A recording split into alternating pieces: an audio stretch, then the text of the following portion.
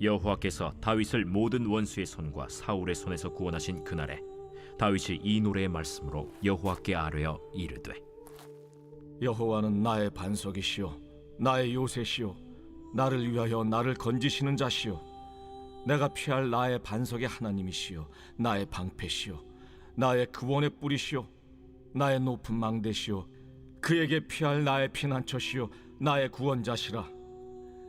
나를 폭력에서 구원하셨도다. 내가 찬송받으실 여호와께 아뢰리니 내 원수들에게서 구원을 받으리로다. 사망의 물결이 나를 애우고 불의의 창수가 나를 두렵게 하였으며 스월의 줄이 나를 두르고 사망의 올무가 내게 이르렀도다. 내가 환난 중에서 여호와께 아뢰며 나의 하나님께 아뢰었더니 그가 그의 성전에서 내 소리를 들으시며 나의 부르짖음이 그의 귀에 들렸도다. 이에 땅이 진동하고 떨며 하늘의 기초가 요동하고 흔들렸으니 그의 진노로 말미암음이로다. 그의 코에서 연기가 오르고 입에서 불이 나와 사르며 그 불에 숯이 피었도다. 그가 또 하늘을 들이우고 강림하시니 그의 발 아래는 어두캄캄하였도다. 그룹을 타고 나르시며 바람 날개 위에 나타나셨도다. 그가 흑암 곧 모인 물과 궁중의 빽빽한 구름으로 둘린 장막을 삼으시며 그 앞에 있는 광채로 말미암아 숯불이 피었도다. 여호와께서 하늘에서 우레소리를 내시며 지존하신 자가 음성을 내시며 화살을 날려 그들을 흩으시며 번개로 무찌르셨도다. 이럴 때 여호와의 꾸지람과 곡짐으로 말미암아 물밑이 드러나고 세상의 기초가 나타났도다. 그가 위에서 손을 내미사 나를 붙드시며 많은 물에서 나를 건져내셨도다. 나를 강한 원수와 미워하는 자에게서 건지셨으며 그들은 나보다 강했기 때문이로다. 그들이 나의 재앙의 날에 내게 이르렀으나 여호와께서 나의 의지가 되셨도다. 나를 또 넓은 곳으로 인도하시고 나를 기뻐하심으로 구원하셨도다. 우리가 잘 알고 있는 종교개혁가 마틴 루터는 로마 카톨릭에 대항해서 말씀으로 살아야 한다, 오직 의인은 믿음으로 살리라, 믿음으로 구원받는다, 그런 내용들을 주장하다가 붙잡혀서 종교재판소에 서게 되었습니다. 수많은 믿음의 사람들이 종교재판이라는 그런 미명하에 화형을 당하고 죽임을 당했습니다. 마틴 루터도 불에 태워져 죽일 거라고 생각을 했고요. 그런 가운데서 하나님께 간절히 기도하게 되는데, 오 주님, 내가 여기 섰습니다. 주여 나를 도와 주시옵소서.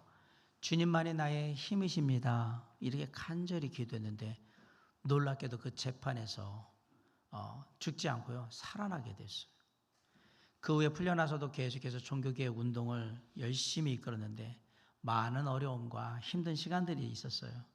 그러던 어느 날 이 일이 너무나도 힘들고 어려워서 몹시 낙심한 가운데서 풀이 푹 죽어가지고 집으로 돌아왔습니다. 그런 마틴 루터를 본 아내가 방으로 들어가더니 검은 상복을 입고 그리고 나온 거예요. 그래서 마틴 루터가 아내한테 물어봤어요. 누가 죽었냐고, 어디 죽어서 가야 되냐고. 아니라 하나님이 죽으셨습니다. 깜짝 놀란 마틴 루터가 살아계신 하나님이 어떻게 죽으시냐고, 돌아가실 일이 없다라고.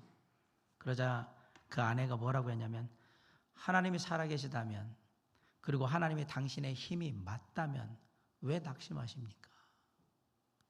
그 한마디에 마틴 루터가 모든 것들을 새롭게 하며 다시 힘을 얻고 종교개혁을 위해서 열심을 다했다라고 얘기합니다.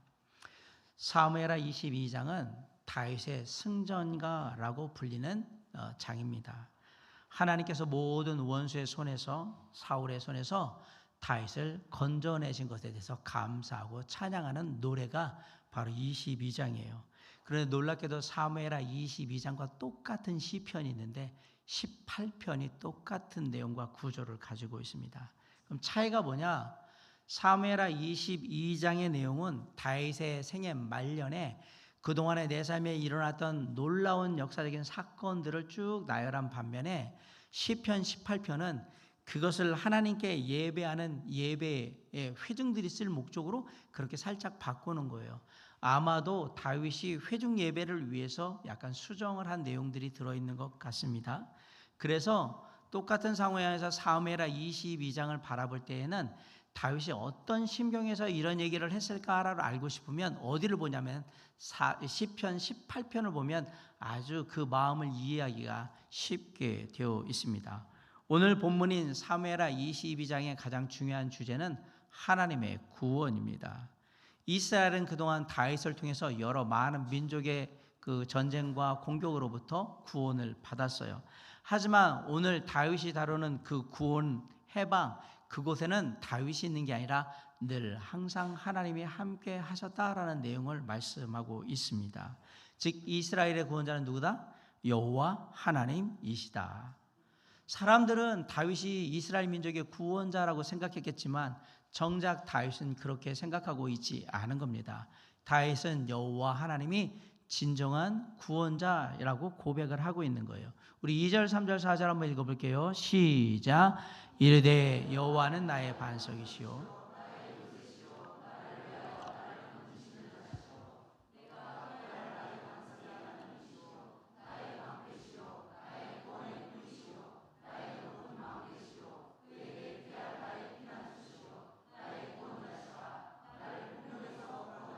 4절.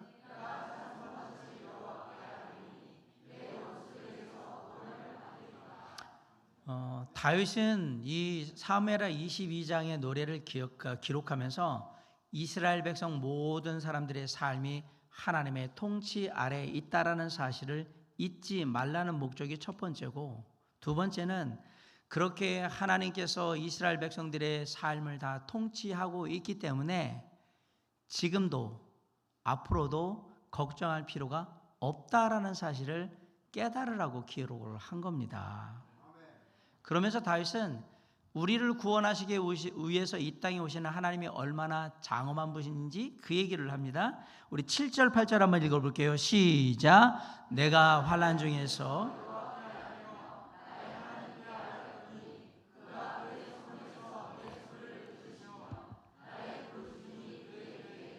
8절.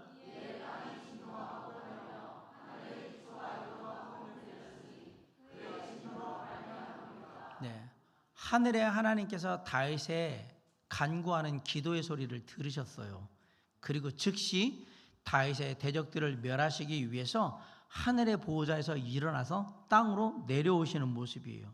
그러니까 땅이 흔들려서 지진이 나거나 하늘에 뭔가가 흔들렸다, 요동이 쳤다, 이 얘기는 전 우주적인 떨림이 하나님의 강림 가운데 있었다라는 것을 시적으로 표현을 한 겁니다.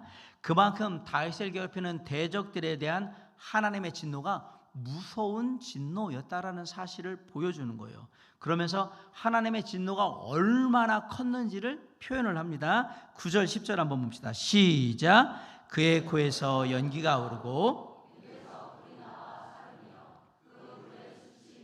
10절.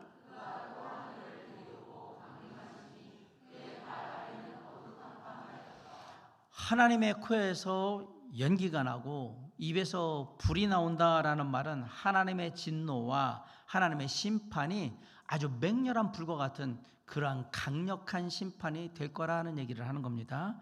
아울러서 하늘을 들이운다라는 표현은 비구름, 검은 먹구름이 낮게 깔려있는 상태를 얘기하는 건데 하나님의 심판이 머지않았다, 이 얘기를 하는 거예요. 이 낮게 깔린 비구름 때문에 세상은 놀랍게도 어두움 가운데 있게 되는 겁니다.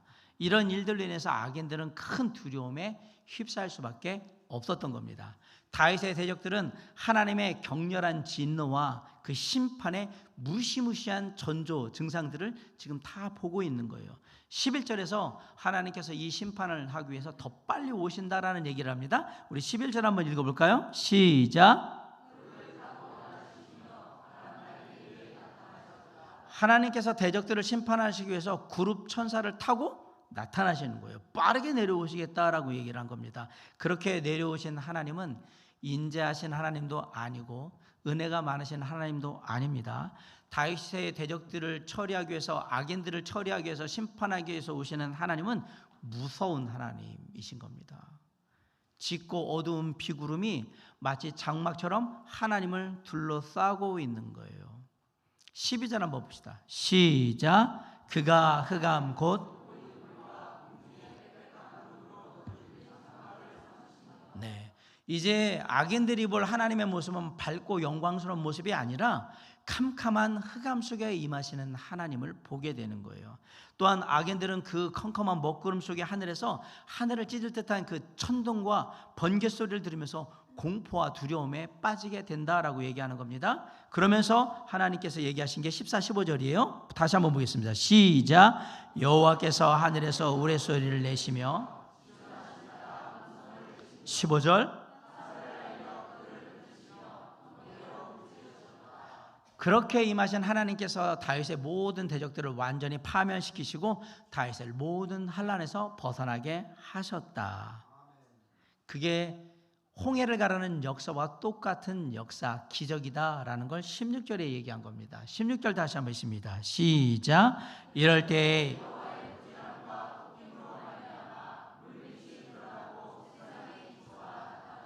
네, 다윗은 자신의 삶에 하나님의 놀라운 기적을 이루셨다라고 얘기하는 겁니다.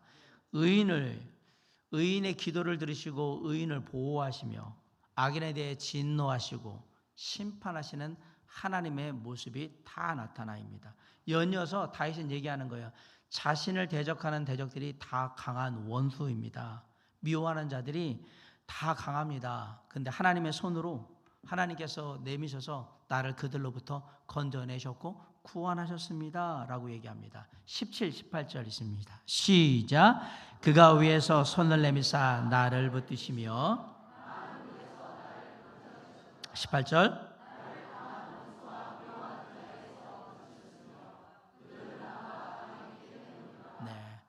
그 강한 자에게 하나님의 심판이 임한 겁니다. 그리고 그 심판으로 해서 악인들은 무서워서 벌벌 떨고 있을 때 놀랍게도 다윗은 그 하나님을 찬양하며 감사하며 노래 부르고 있는 거예요. 그래서 승전가예요.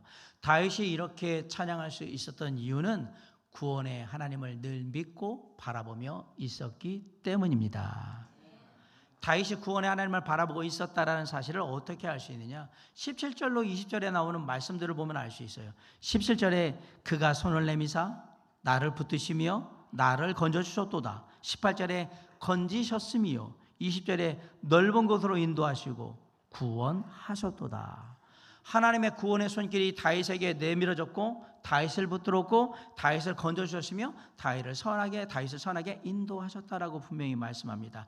그 손길을 통해 다윗은 구원하시는 하나님을 직접 경험할 수 있었던 거예요. 대적들이 원수들이 다윗을 향해서 계속 덤벼들었을 때 그 일이 오히려 다윗에게는 신앙적으로 전화위복이 되었던 겁니다. 다윗은 대적과 원수들이 자기를 향해 그렇게 해올 때 더욱더 하나님 앞에 나아갈 수 있었고 자신을 구원하시는 하나님의 손길을 바라볼 수 있었으며 더욱더 구원의 하나님을 의지할 수 있었다라고 고백하고 있는 거예요. 19절에 이렇게 고백합니다. 다시 한번 읽어볼게요. 시작.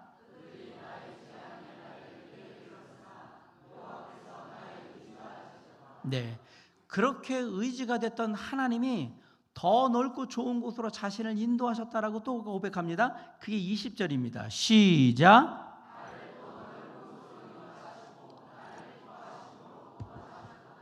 그렇게 하나님은 다윗에게 좋으신 하나님 그리고 구원의 하나님이셨던 거예요. 성경에 등장한 인물 중에 예수님 빼고 성경에 가장 많은 내용을 다루고 있는 사람이 누군지 아십니까? 다윗입니다. 그런데 우리가 다 알듯이 다윗의 삶은 그리 평탄한 삶이 아니었습니다. 대부분의 시간이 다윗은 죽음과 직면한 그런 삶을 살았던 사람입니다. 다윗은 목동이었어요. 어릴 때. 우리가 목동 생각하면 저 푸른 초원에 그림 같은 집을 짓고 양떼를 몰고 다니면서 유유자적하면서 풀피리 몰고 다니는 그런 걸 생각하시면 안 됩니다. 다윗은 그런 부류의 목동이 아닙니다. 다윗은 양을 치면서 목숨을 걸고 사자와 늑대와 싸워 이겨야 했습니다. 홀로, 그것도 혼자서. 그걸 다 감당해야 했던 사람이에요. 또한 아버지의 명령에 따라서 형들의 안부를 묻기 위해서 전쟁터에 나갔다 블레셋 장수 골리앗을 죽이게 되죠. 그로 인해서 이스라엘 역사에 화려하게 등장을 하게 돼요. 그런데 당시에 왕이었던 사울의 미움을 받아가지고 늘 가까스로 도망쳐가지고 목숨을 연명하는 그런 시절을 보내게 돼요. 그래서 어디까지 갑니까? 적국인 블레셋까지 넘어가는 일들, 거기서 미친 짓을 하면서 살고 그렇게 했던 시간들도 있었던 거예요. 그래서 다윗이 얼마나 힘들었냐면 그 상황을 나와 죽음의 사이는 한 걸음뿐이니라 라고 얘기했어요. 다시 말하면 한 걸음만 잘못 디디면 그냥 죽는 거다. 나는 지금 그런 삶을 살고 있다라고 고백을 할 정도였어요.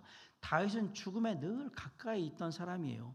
사울이 죽고 왕이 되었는데 그 삶이 여전히 험난합니다. 사울의 아들인 이스보셋이 왕국의 왕이 되었습니다. 그리고 전쟁을 하게 됩니다. 통일 왕국의 왕이 되었어요. 그랬더니 주변국들이 계속해서 침입해 와서 계속 그들과 전쟁을 합니다. 모든 전쟁을 마치고 이제 살만하니까, 편안해질만 하니까 아들인 압살롬이 반란을 일으켰습니다. 그래서 목숨 부지하기 위해서 왕국에서 쫓겨나다시피 도망을 가게 됩니다. 그렇게 다윗은 늘 죽음과 맞닿은 삶을 살았던 사람입니다. 다윗이 자신이 당했던 고난을 6절에서 뭐라고 표현했는지 한번 보세요. 6절 한번 시작. 수월은 지옥이에요. 그러니까 죽음의 줄이 나를 팽팽팽팽 늘 감고 있고 사망의 올무가 내게 이르렀도다. 여기서 죽음을 올무라고 표현한 거예요. 그러면 올가미를 친 사냥꾼이고, 그리고 나는 거기에 그냥 사냥감이에요. 토끼나 뭐 너구리 같이 사냥감인 거예요. 한 발만 잘못 디디면 그 올가미, 죽음이란 올가미에 잡혀가지고 죽는 처지를 6절에서 얘기를 하고 있는 거예요. 그런 죽음의 공포가 잠깐 있다 떠나는 공포였느냐? 아니요. 이 삶 내내 계속되는 공포였습니다. 다윗을 죽이려고 했던 사람들, 대적들, 원수들은 다 강한 자들이었어요. 다윗보다 강한 자들이었단 말이에요. 그런데 놀랍게도 그 강한 자들의, 대적들과 원수들의 공격 속에서 다윗이 뭐라고 했느냐? 하나님을 찾고 있는 거예요. 7절 다시 한번 읽어볼게요. 시작. 내가 환난 중에서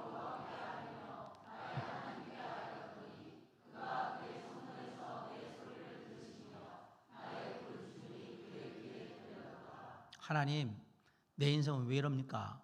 저 하나님 열심히 예배하려고 하는데, 나름 잘하려고 하는데 왜 이렇게 안 좋은 일만 계속 벌어지고, 왜 이렇게 힘든 일만 벌어지고, 왜 하는 일은 제대로 되지도 않고, 왜 이렇게 목숨 걸고 제가 이렇게 돌아다녀야 합니까?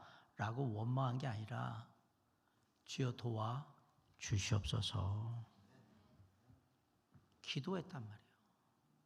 주여 도와 주시옵소서. 다윗은 끊임없이 구원의 하나님을 기억하고 있는 거예요. 그리고 그 구원의 하나님이 나의 하나님임을 계속해서 되뇌이고 있는 거예요. 상황은 더 어려워지면 어려워지지 나아진 게 하나도 없습니다. 형편이 핑계 하나도 없는 상황입니다. 그런데 다윗은 누구를 찾고 있는 거냐면 그럼에도 불구하고 주님을 찾고 있는 겁니다. 하나님께 어려움도 말했어요. 도와달라고도 했어요. 그런데 놀랍게도 그 마음 가운데 확신이 있는 거예요. 하나님이 나를 도와주시리라. 그 확신이 있으니까 뭘 하냐면 도와주시라고 믿고 찬양하고 감사하고 있는 내용이 이 내용이에요. 내가 그렇게 살았다라고 얘기하는 거예요. 그러면서 다윗은 하나님이 하신 일보다 더 중요한 것은 그 하나님이 어떤 분이냐, 그게 더 중요하다고 우리에게 얘기합니다.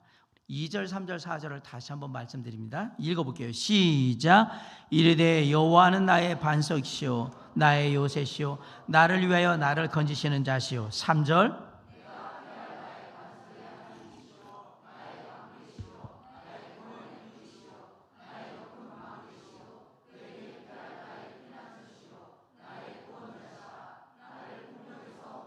(4절)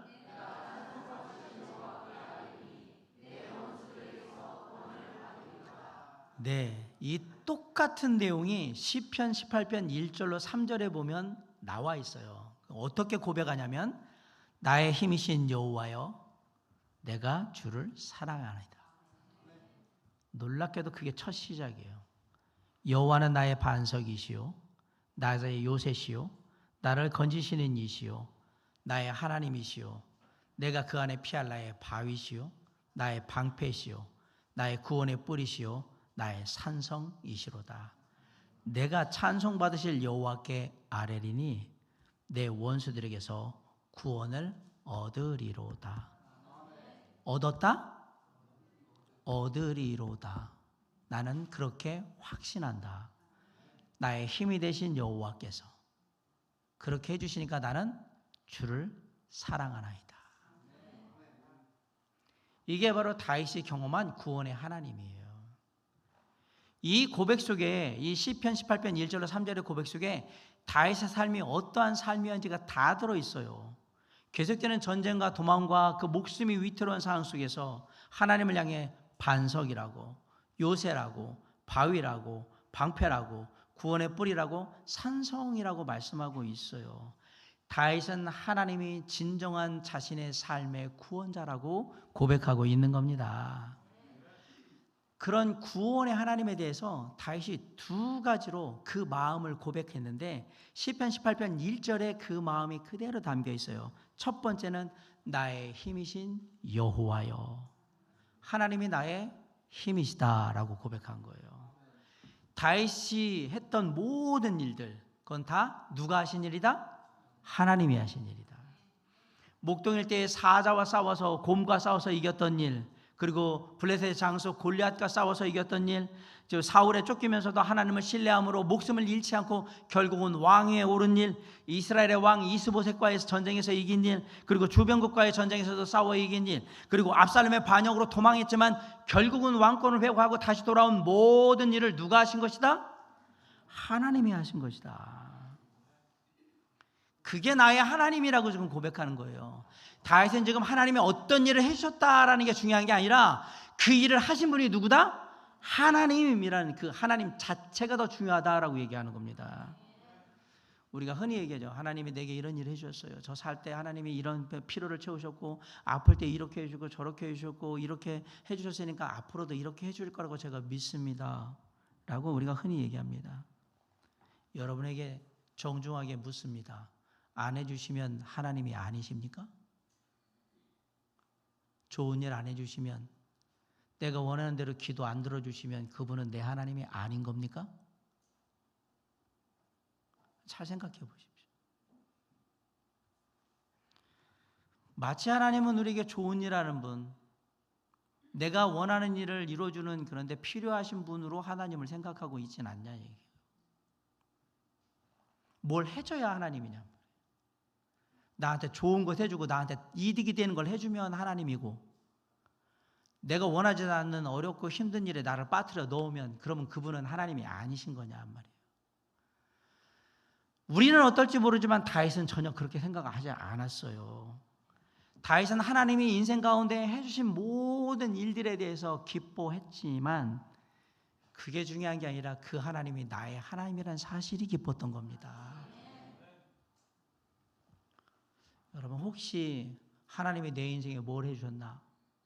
나한테 이루어준 게 뭔가? 내 기도에 뭘 들으셨나? 이거 생각하다가 하나님이 진짜 나에게 어떤 분인지를 착각하고 그거는 아니면 까먹고 있지는 않은지 잘 돌아보시기 바랍니다. 어느 가정에 성실한 남편이 있었습니다.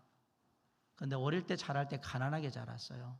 그래서 이 남편은 내가 결혼해서 가정을 이루면 절대로 우리의 자녀들은 가난에 시달리게 하지 않겠다. 그러니까 이 남편, 이 가장의 인생의 목표, 가정의 행복은 뭐냐면 경제적으로 풍요로운 거예요. 그래서 가족들에게 더 좋은 집을 주고 더 좋은 차를 타게 하고 더 좋은 옷을 입게 하고 남부럽지 않게 하고 싶은 거 다 하게 만드는 것, 그게 가정의 행복이라고 생각을 했어요. 그래서 그것을 선물하기 위해서 밤낮 없이 일했습니다. 주말도 반납하고 가족이 잠든 새벽에 나가가지고 가족이 잠들어 있는 늦은 밤에 들어와가지고 지친 몸으로 이끌고 들어와서 그렇게 계속 살았어요. 아이들이 자라는 모습 잘 보지를 못했습니다. 사진으로 아내가 찍어주면 그걸 보면서 많이 자랐네. 근데 그랬어요. 아내와의 대화는 늘 간단했습니다. 이번 달 생활비 보냈다. 짧은 카톡 문자로 딱 끝냈습니다. 시간이 흘렀어요. 그리고 이 남편이 원하는 대로 서울 강남 한복판에 넓고 화려한 새 아파트를 내 돈으로, 내 집으로 장만하게 됐습니다. 너무 뿌듯했어요. 가족들에게 해줄 수 있는 내가 행복을 이제 다 이뤘다. 돈도 가지고 있고 그 비싼 강남의 아파트에 다 가졌으니까 내가 이제 완벽하게 가족들을 부양하고 있구나. 나는 잘했다라고 생각을 했어요. 그리고 집에 들어와가지고 새 집에 이사한 날 막 가족들 모아놓고 봐. 어때? 좋지? 행복하지? 막 이러는데 돌아오는 것은 차가운 침묵이었습니다. 자녀들은 어느새 훌쩍 커버려가지고 아버지를 보는 게 어색하고 불편한 거예요. 이분이 왜 들어오셨나? 불편한 거예요. 아내도 역시 오랜 동안 남편의 자리가 비어있는 상태에서 지냈잖아요. 그냥 마음이 다 닫혀있거든요. 남편이 그걸 느꼈어요. 아빠가 내가 누구 때문에 이렇게 고생을 했는데 나를 성가신 사람 취급하냐고 서운함이 폭발을 했습니다. 그러자 아내가 눈물을 흘리면서 이렇게 얘기합니다. 우리가 정말 원했던 건 넓고 좋은 집이 아니라 그 집에서 작은 집이라도 우리와 함께 웃어주는 당신이었어요. 당신은 우리를 위해서 일한다고 했지만 정작 우리는 당신이 없는 집에서 늘 외로웠습니다. 자, 보세요. 내가 한 일, 그 결과 이런 거에 집착하다 보면 이렇게 되는 거예요. 아빠로서 남편으로서의 본질을 지켜야 되는데 못 지키고 딴 데가 있잖아요. 지금. 복음서에 보면 여러분 마르다가 나오죠. 마르다는 예수님을 대접하는 일에 집착하다 보니까 정작 예수님과 함께하는 좋은 일에 그 본질을 까먹게 했습니다. 에베소 교회는 이단을 분별하고 열심히 사역했습니다. 그러다가 어느 순간에 정작 예수 그리스도를 통해서 경험했던 처음 사랑을 잃어버리게 됩니다. 그게 뭐가 중요해요? 주님의 사랑을 가지고 있는 게 중요하지. 다윗이 잘 보세요. 그 죽음에 직면한 어려운 삶 속에서 수많은 일들이 일어나는데 그리고 그 상황이 뭐 나아지는 그 모습이 전혀 안 보이는 상황이 너무너무 오래됐는데 그렇게 죽음과 맞닥뜨린 삶을 계속 살았는데도 불구하고 다윗이 뭐라고 고백하냐면 주님은 나의 힘이라고 고백합니다. 우리도 이런 다윗의 고백이 회복되기를 간절히 바랍니다. 우리 다 함께 한번 고백해 보시죠. 절 따라서 주님은 나의 힘이십니다. 주님은 나의 힘이십니다. 좋은 일이 있든 안 좋은 일이 있든 답답한 일이 있든 힘든 일이 있든 내게 일어난 모든 일들과 상관없이 주님은 나의 힘이 되신다고 언제나 고백할 수 있는 저와 여러분의 삶이 될 수 있기를 주님의 이름으로 간절히 축원합니다. 그게 다윗이 표현한 첫 번째 마음이에요. 주님은 나의 힘이시라. 또한 다윗은 시편 18편 1절에서 내가 주를 사랑하나이다 라고 말하므로 내가 주님을 사랑한다 라는 그 사랑을 표현합니다. 그저 그냥 여러 가지 좋은 것 줘가지고 은혜로운 주님이고 인자하신 주님이고 나에게 좋은 것 주신 유익한 것 주셔서 그래서 사랑하는 주님이 아니에요. 그냥 그분이 나의 하나님이시기 때문에 사랑한다고 고백을 한 거예요. 아마도 다윗의 이런 사랑의 고백을 들은 하나님께서는 정말 기뻐하셨을 거예요. 제가 제 아내를 사랑해가지고 생일 선물을 했어요. 생일 선물을 했더니 제 아내가 생일 선물을 받더니 너무 좋아가지고 막 하면서 생일 선물 보고 막 하면서 너무 좋네. 아이고 비쌀 텐데 막 그러고 막 있어요. 제가 그 모습을 보면 어떤 마음을 가질까요? 다시는 생일 선물 안 하고 다시는 생일 기억 안 할 겁니다. 제가 왜 그런 마음을 가질까요? 생일 선물을 했어요. 그럼 뭐라고 해야 되죠? 고마워, 그리고 사랑해라고 얘기해 줘야죠. 아내니까. 내가 사랑하는 아내한테 선물을 준 거잖아요. 그런데 선물에만 눈이 빠져가지고 거기만 막 그러고 있다. 자, 제가 왜 이 얘기를 들었냐면 시편 18편 1절에서 내가 주를 사랑하나이다 라고 번역된 사랑이라는 히브리 원어가 아주 중요한 말입니다. 라함이라는 말입니다. 우리가 흔히 누구를 사랑한다, 일상적인 사랑에 대해서 히브리 말로 하면 아하부 이렇게 표현합니다. 사랑, 아하부. 그런데 여기서는 사랑이 아하부가 아니라 라함이라고 되어 있어요. 아주 독특한 표현이고요. 그리고 인간이 주어가 돼, 사람이 주어가 돼서 하나님을 향해서 사랑한다고 얘기한 유일한, 내가 하나님을 사랑, 라함 하나이다 라고 얘기한 유일한 곳이 바로 시편 18편 1절이에요. 여기만 나오는 거예요. 라함이라는 말이 어디서 나온 거냐면, 라함은 원래 그 엄마의 태, 자궁을 말합니다. 그 레헴이라는 말에서 이 라함이라는 말이 나온 거예요. 이 말은 무슨 말이냐? 어머니가 태중에 있는 아이를 조건 없이 보호하잖아요. 그리고 먹여 살리잖아요. 여러분, 여기 엄마들은 다 알 거예요. 임신했을 때 이 아이가 똑똑하고 잘생길 거라는 걸 조건으로 해가지고 애한테 먹고 하면서 잘 자라라 이렇게 했나요? 그런 부모는, 엄마는 아무도 없어요. 그냥 이 아이는 나의 살과 피를 그대로 가지고 나온 그냥 내 피덩이에요. 본능적으로 그냥 사랑하는 거예요. 그게 라함이에요. 쉽게 풀었으면 하나님이 내게 기브 앤 테이크로 내가 뭐 하니까 뭐 해주고 이래서 사랑하는 게 아니다라는 얘기예요. 자식이 태중에서 나한테 해줄 수 있는 게 뭐가 있습니까? 엄마한테 해줄 수 있는 게 아무것도 없어요. 그 사랑이에요. 그냥 사랑하는 거예요. 어머니라는 존재는 자녀를 그냥 존재 자체로 사랑하는 겁니다. 하나님이라는 존재 자체에 마치 핏줄로 이끌리듯이 사랑하는 걸 뭐라고 그래요? 라함이라고 얘기하는 거예요. 다윗이 뭐라고 얘기하냐면 내가 하나님을 사랑합니다. 라함이라고 얘기한 거예요. 나는 하나님과 핏줄로 끌리는 것 같이 그렇게 사랑합니다. 그 얘기는 뭐냐면 내가 진짜 하나님과 친하고 정말 하나님을 사랑한다 이 얘기예요.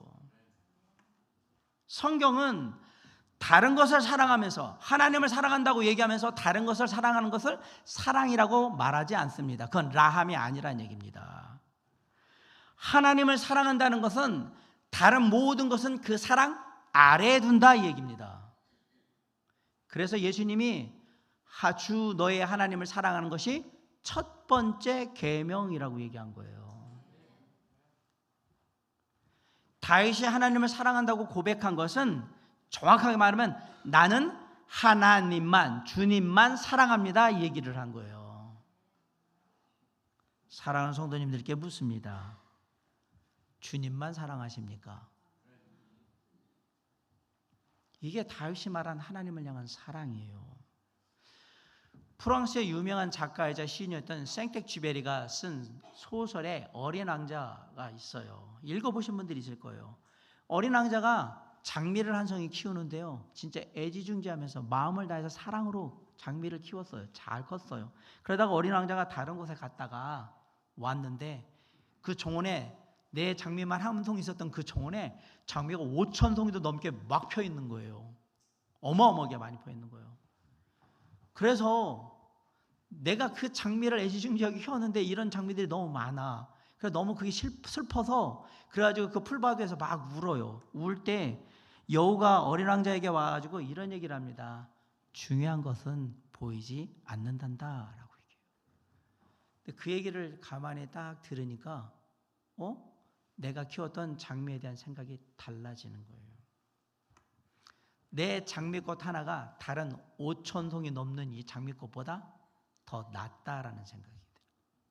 왜 낫냐면 내가 사랑으로 직접 물도 줬고, 내가 사랑으로 곡갈도 씌워줬고, 내가 손으로 바람도 막아줬고, 내가 벌레도 다 잡아줬단 말이에요. 사랑하는 마음으로.